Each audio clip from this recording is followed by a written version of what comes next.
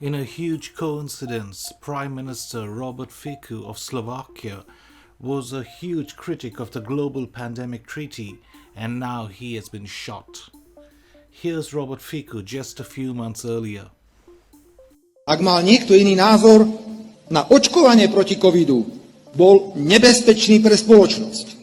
Média otvorene písali, veď si to pamätáte, ja teraz citujem, že každý nezaočkovaný by mal kvíriť od bolesti ako prasa. Ba treba aj použiť silu, ak niekto odmieta politiku ihly. A dnes sa ukazuje, že náš slobodný pohľad na očkovanie a opatrenia vlády v boji proti covidu, hrubo porušujúce ľudské práva, bol správny a opodstatnený.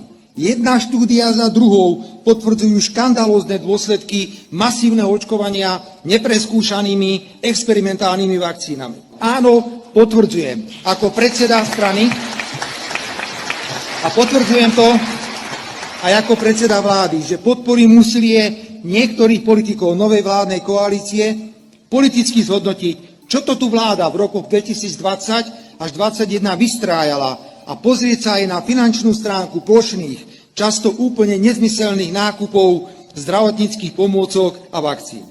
Rovnako veľmi jasne prehlasujem, že Smer Slovenská sociálna demokracia nebude podporovať posilnenie právomocí Svetovej zdravotníckej organizácie na úkor suverénnych štátov pri riadení boja proti pandémiám.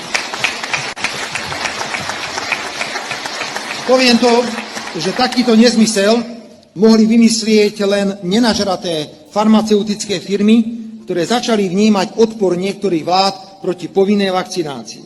Podľa Ústavy Slovenskej republiky sa na platnosť takýchto medzinárodných dohôd v prospech Svetovej zdravotníckej organizácie vyžaduje súhlas Národnej rady Slovenskej republiky. A ja neverím, že suverénne slovenské politické strany takýto súhlas vyslovia. Smer a jeho poslanci určite nie.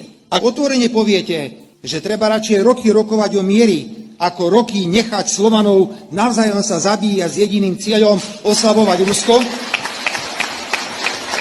ak toto hovoríme a naozaj to doteraz nefunguje, tak ste automaticky označovaní za agenta Kremľa.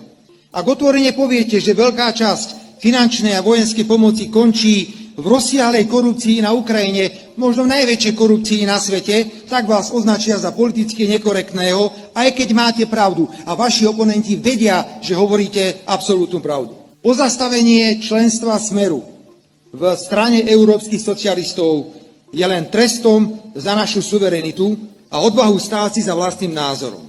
A hovorím to nahlas pred celým Slovenskom a pred celým svetom.